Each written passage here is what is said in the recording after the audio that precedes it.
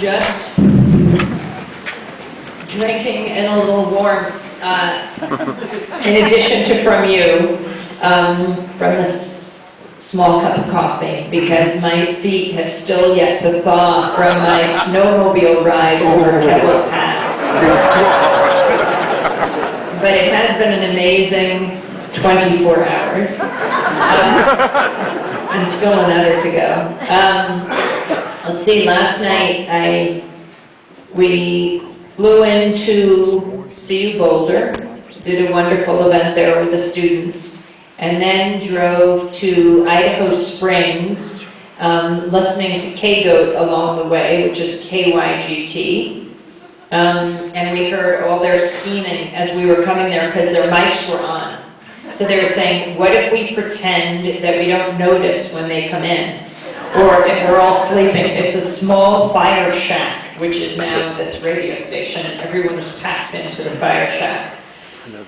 So we were there, went there about 11 o'clock last night and did a small event, and then went on to this morning, let's see if I can remember, it was Carbs in Carbondale at 8 a.m., Carbondale Town Hall breakfast, which was wonderful to celebrate KDNK. And then we drove to Paonia for KDNK. And it was there that we got on the snowmobiles and went over the pass to Crested Butte and just did the event there. And then headed here. And so it's wonderful to see all of you. Tomorrow, let's see, tonight we'll go to Telluride, we tell it like it is, at 8 in the morning, and then to Durango, then we're going through Rico, and then we'll be doing a small drive-by there, and then to Durango tomorrow afternoon to celebrate KDUR and DCAT, Durango Cable Access TV, and Telluride is Koto. So we are on a 9-city, and then tomorrow night I'll be back in New York because I have to get up and do the show.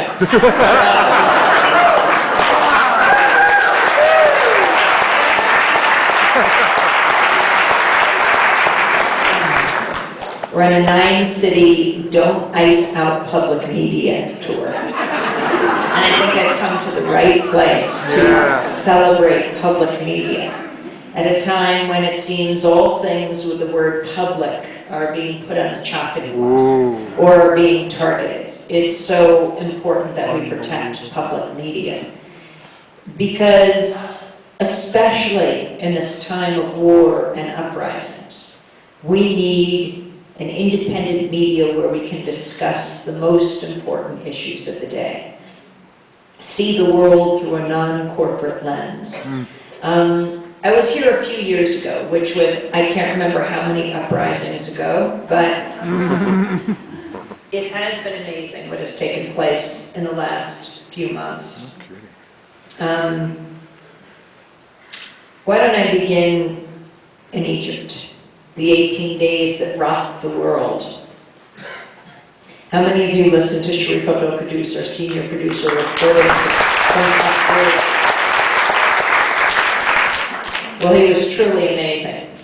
We were in Park City, Utah, when the uprising began. We were expecting a somewhat peaceful week, compared to our normal weeks in January, when we would go to Park City, the whole team, and really focus on the documentary track of Sundance. You know, all the glitterati that you see on television. I've never understood where all of them are. It's like another city or town.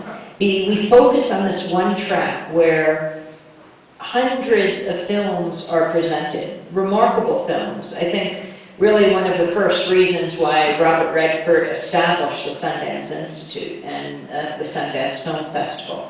And it's amazing to see, because some you never see again. But the directors come, the people who are focused on the subjects of the film come. It's a real opportunity to talk to them all and to bring them out to you so you could call for them in your communities. The first night of the Sundance Film Festival was the premiere of the film about Harry Belafonte called Sing Your Song. Harry Belafonte, one of the most famous, recognizable figures in the world. Muhammad Ali and Harry Belafonte, that's true.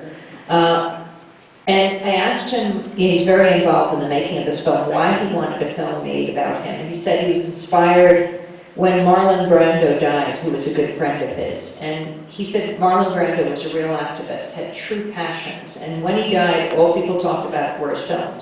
And that's what he's famous for. He was a very good actor. But he said they miss a whole part of his life, his passion about Native Americans, his deep concern.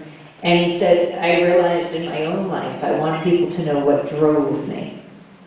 And his life is amazing. It's not just a story of him, it's the story of the grassroots movements of the 20th century. Harry Belafonte, served in World War II in the segregated military unit. Before he went, he was going to the Copacabana. He wasn't even allowed in because he was African American. Afterwards, he was headlining there. He was the first artist to have a gold album, with Deo and Calypso. He would go to so he would sing in all these hotels through the South, but he could never stay there because, of course, he was African American. He would have to sleep in his car or just keep driving. He would jump into a pool, everyone else would jump out because he was African American. He told the little stories that just surprise you, and very meaningful stories, like people you wouldn't think would be activists, like Petula Clark.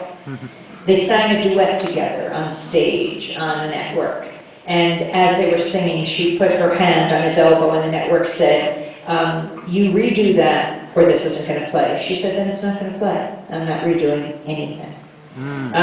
Or he did a series for Revlon on CBS that Revlon sponsored. And it was a group of them singing and dancing black and white together. And after the 5 series, biggest series that CBS had, very successful, Revlon said they'd re-sponsor another series. And CBS said to him, no.